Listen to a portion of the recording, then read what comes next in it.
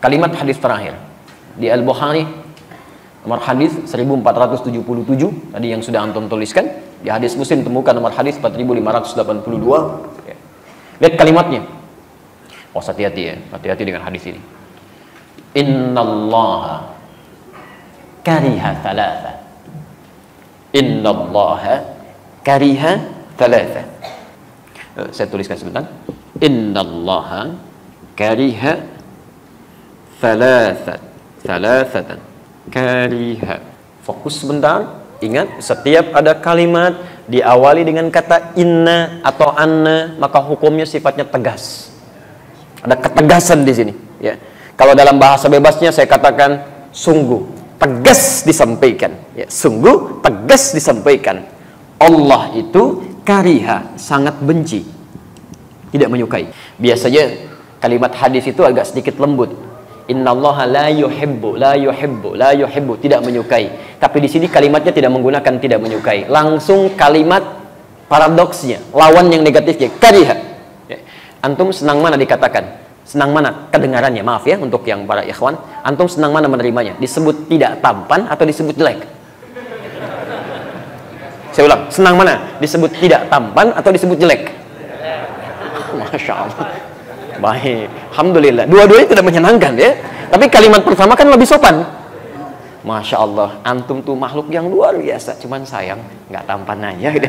Masya Allah. Yang kedua, antum jelek amat sih. Si amat aja nggak jelek, bisa gitu ya. Nah, itu kan nggak menyenangkan kalimat kedua ya. Ada nuansa yang tidak nyaman. Di sini, kalau kalimatnya menggunakan kalimat langsung, la yuhibbu, tidak menyukai. Tidak menyukai itu kan artinya benci, tidak suka.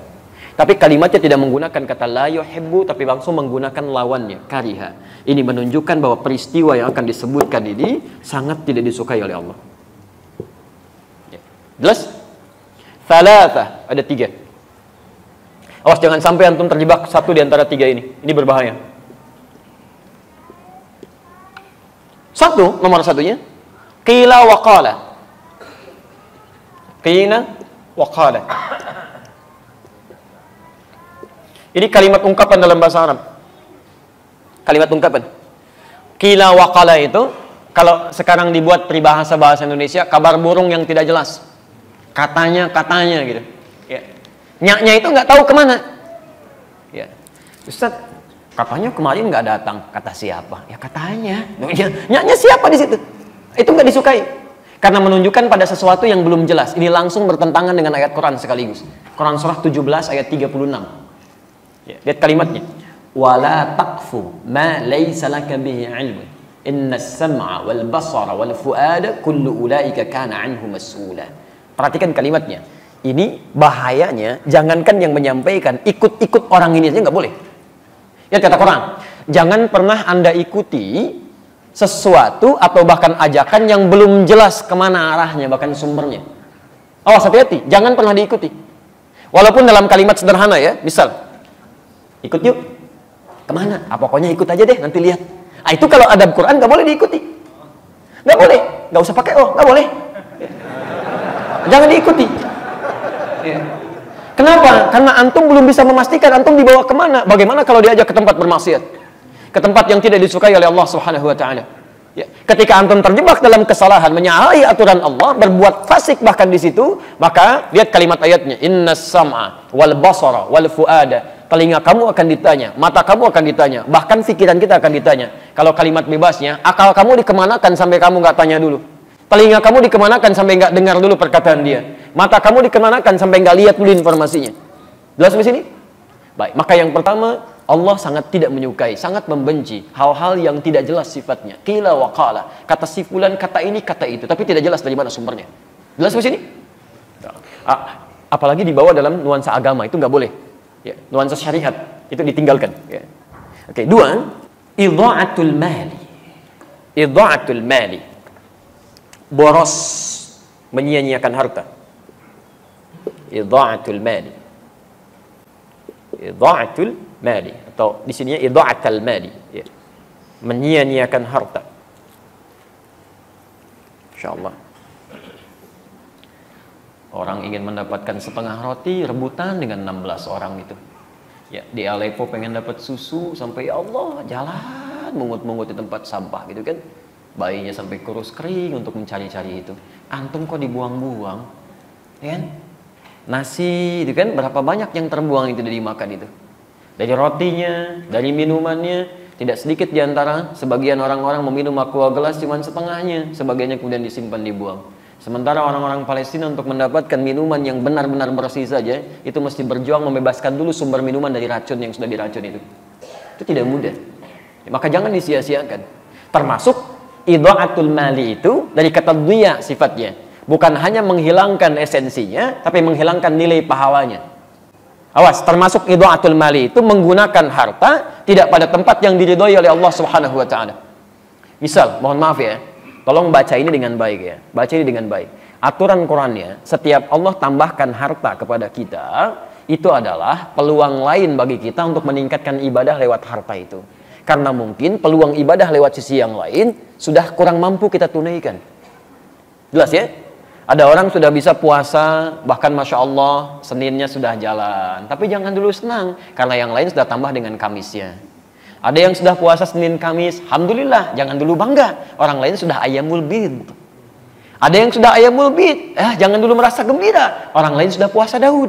Hari ini puasa, besok tidak. Karena semakin banyak yang dikurangi, barangkali, Masya Allah dengan tenaganya dia puasa. Antum tidak bisa menyaingi itu. Karena ada ketidakmampuan. Allah berikan sumber yang lain. Gak usah nekat. Emang dia yang bisa Daud, besok saya Sulaiman. Gak bisa. Cuman sampai Daud aja, selesai di situ. Antum Daud aja susah, apalagi mau mencari yang lain. Maka dari situ Allah berikan kemudian tambahan lewat yang lain supaya antum maksimalkan ibadah di situ. Apa diantaranya? Harta. Karena itulah ketika Allah titipkan harta, turun kaidahnya. Antum baca betul, pahami titipan Allah yang maksimal pada diri antum itu apa.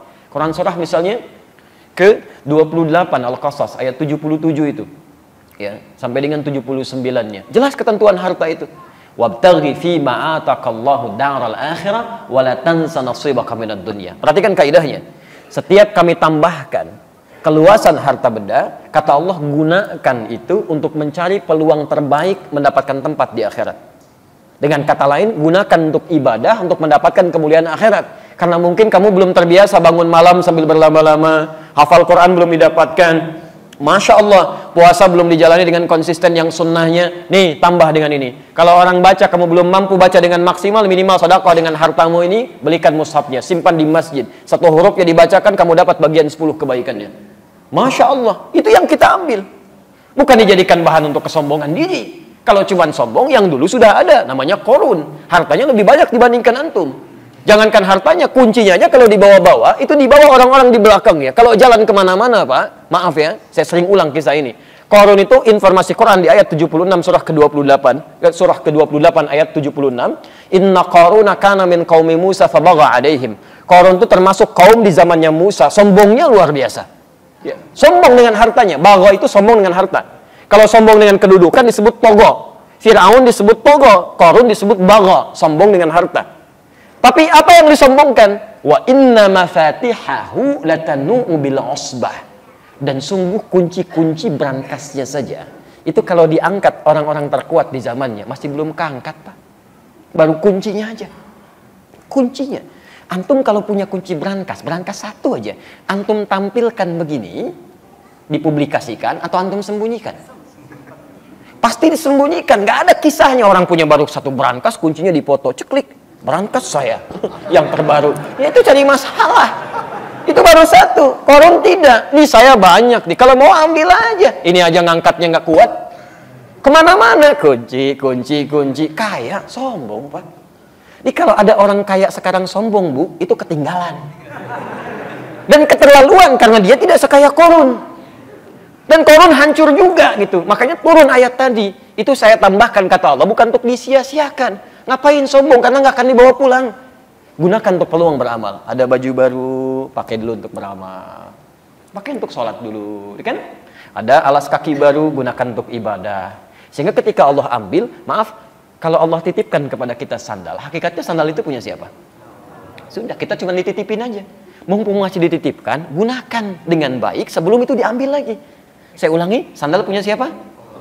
Kalau ada hilang, jangan marah. Tugas antum mencari, ikhtiar, bukan marah. Awas, bukan marah. Yang punya siapa? Sudah. Kalau yang punya sudah mau ngambil, tinggal di mana kemudian dia dititipkan. Mungkin gantian. Ya, antum ikhtiar aja cari. Kalau sudah tidak didapatkan, mungkin Allah mengganti, dititipkan kepada yang lain. Nah, tapi hati-hati kalau ngambilnya dengan cara yang tidak salah, ada sesuatu yang mungkin yang haram yang akan diambil dari antum. Karena rezeki pencuri itu rezeki yang haram. Ya. Tapi poinnya adalah bukan itu. Poinnya, mumpung masih dititipkan, gunakan pada yang baik. Kalau sudah nggak ada, antum nggak punya peluang lagi. Itu yang dimaksimalkan. Ya, kendaraan segalanya, sehingga hisabnya gampang. Pakai baju pertama kali, gunakan untuk sholat. Begitu dihisab, hei fulan, dari mana harta yang kamu dapatkan? Engkau maha tahu ya Allah, hamba dapatkan dengan cara yang halal. Keringatnya bagi dia, menjadi saksi semuanya. Allahu Akbar. Kemana engkau pertama kali gunakan? Ya Allah, bajunya bicara untuk sholat. Enak hisabnya. Ya. Antum punya baju baru digunakan untuk apa? Masya Allah. Antum undangan, sekali belum tentu dalam setahun sekali, antum pakai baju luar biasa. Nggak ada yang kayak Allah ngundang 5 kali dalam sehari. La haula wala quwata illa billah. Begitu ditanya, dari mana kamu dapatkan harta yang paling halal ya Allah? Engkau menjadi saksi dalam semua perjuangan hamba. Kemana kami gunakan? Undangan ya Allah. Oh, jawab apa? Ya. Ini idha'atul mal. Ya, tolong dicek ya. Yang harus malu adalah, ada orang Pak, maaf ya, sepeda aja nggak ketitipin, tapi kakinya digunakan untuk melangkah ke masjid. Jaraknya luar biasa. Ada yang 500 meter, ada yang sampai 2-3 kilo, masih jalan ke masjid. Antum tetangga masjid, sepedanya ada, motornya ada. Masih ada alasan hujan, kasih payung. Ada alasan lagi, kasih mobil. Masya Allah, ada semuanya. Belum mau ke masjid juga, antum masih dikasih apa lagi supaya mau ke masjid? Ayo coba cek lagi. Imam Hasan Al-Basri, antum jangan kira semua amalan antum itu bisa diterima oleh Allah. Imam Hasan Al-Basri, kenal Hasan Al-Basri? Alhamdulillah. Alhamdulillah. Kita syukurilah. Kalau kenal saya pulang. Kalau antum nggak jelas siapa gitu kan. Baik. Hasan Al-Basri itu dikisahkan dalam kitab namanya Al-Hikayat wal Muhimmat. Itu Masya Allah. Beliau pernah tidur kemudian bermimpi mendengar suara. Ini nyata. Beliau kisahkan sendiri. Mendengar suara yang memanggil beliau. Ya. Hei, ya Abdullah, kurang lebih demikian lima makna. Menurut kamu, amalan apa yang paling diterima oleh Allah? Beliau katakan, amalan saya yang beliau kira itu yang paling ikhlas. Saya pernah kerjakan ini. Kemudian mendengar suara. Itu tidak diterima oleh Allah. Tidak diterima oleh Allah. Yang diterima oleh Allah, perhatikan. Yang diterima oleh Allah ketika engkau bersedekah pada seekor lalat. Saat engkau menulis itu, jadi beliau pernah menulis, tiba-tiba lalat hinggap di penanya. Itu oleh beliau, oleh Hasan Al-Basri rahimahullahu ta'ala, didiamkan penanya untuk memberikan kesempatan pada lalat untuk mengambil rezekinya di pena itu. Tidak digerakkan supaya lalatnya tidak lari. Ketika didiamkan itulah beliau anggap itu amalan yang biasa-biasa saja. Ternyata dalam pandangan Allah betapa besar itu. Rahmat Allah diturunkan dalam kalimat itu. Jadi kita tidak tahu teman-teman sekalian, di mana amalan kita yang sudah kita anggap diterima oleh Allah itu. Menurut Allah amalan terkhusyuk kita belum tentu itu dapat penerimaan yang baik. Karena itu antum mesti berlomba. Begitu dapat titipan, gunakan yang baik, gunakan yang baik, gunakan yang baik. Jelas sampai sini? Baik. Yang ketiga, kathratus su'al. Kathratus su'al. Banyak bertanya, Allah. Banyak bertanya, menanyakan pada sesuatu yang sudah jelas keterangannya. Kathratus su'al. Oke. Dan ini bisa menimbulkan masalah.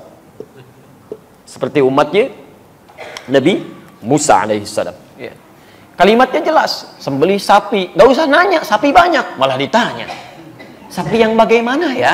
Warnanya apa? Warnanya kuning. Nyari lagi yang agak susah, nyari ke kuning-kuningan, safra gitu kan? Ya, setelah jelas, kuning yang mana ya? Kan kuning agak banyak. Cari itu yang tidak ada cacatnya, gak pernah dipakai membajak sawah, mulus, halus, tidak ada cacatnya. Carinya lebih susah lagi. Makanya kalau ada sesuatu yang sudah jelas kemudian disampaikan, jangan banyak dipertanyakan supaya tidak sulit memahaminya. Nah, beli sabun ya, clear. Sabun apa saja, selesai. Sabun apa Pak? Lifebuoy. Jadi terbatasi. Yang dicari halus Lifebuoy. Di mana Pak? Indomaret ya. Terbatasi lagi. Nyarinya masih di Indomaret. Indomaret yang mana Pak? Kan ada 3. Yang paling jauh di ujung ya. Hati-hati. Kan pelayannya di situ ada yang laki-laki, perempuan. Yang mana Pak? Yang laki-laki. Awas. Begitu nyampe sana, balik lagi. Kok kamu nggak beli sabun? Pak, pelayan yang laki-laki nggak ada Pak. Ada yang perempuan. Padahal perintah awalnya gampang, cari sabun, selesai. Dan antum awas, kalau orang tua meminta anaknya membeli sesuatu, anaknya belikan karena kalimatnya umum sifatnya, antum nggak boleh protes. Nggak boleh protes. Ya, nak beli sempo ya, dibelikan oleh anaknya, datang dengan sempo clear misalnya. Antum pengennya zinc, kok beli yang clear? Kan papa bilangnya sempo. Selesai sampai sini. Jelas ya? Jadi kalau ada sesuatu yang sudah terang, sudah jelas, jangan banyak dipertanyakan sehingga mendapatkan kesulitan-kesulitan dalam prakteknya. Nah, kesimpulannya di sini, jika ada berita yang menyebar dalam hal yang tidak baik, pertama pastikan dulu sumbernya. Jangan menebarkan sesuatu yang bisa melahirkan dosa. Hindari kesimpulan yang tidak tepat. Yang kedua, pastikan sumbernya baik. Yang ketiga, mohon maaf, jangan cepat disebarluaskan sebelum nyata maslahat atau madaratnya. Dan sekalipun Anda telah jelas mengetahui dari mana sumbernya, itu pun tidak harus kemudian Anda sebarkan lagi pada orang lain jikalau tidak ada manfaat yang bisa hadir dalam kehidupan bermasyarakat kita. Jelas di sini? Ya. Jadi tidak setiap yang sudah kelihatan jelas sumbernya langsung Anda ekspos, tidak begitu. Ini ada manfaatnya enggak? Kalau nggak ada manfaatnya, tinggalkan. Kalau ada manfaatnya, sebarkan. Dan itu yang bisa menghadirkan pahala untuk kehidupan kita. Kalau pernah terjadi dalam kehidupan kita, menyebarkan sesuatu yang tidak kita tahu, kemudian tiba-tiba jadi keliru itu, maka insya Allah kalau dilakukan dengan cara yang tidak sengaja, karena ketidaktahuan dan tidak ada ilmu di situ, termaafkan sepanjang kita bisa bertobat dan beristighfar pada Allah tanpa mengulanginya. Ketentuannya ada di Quran surah ke-33 ayat yang kelima itu.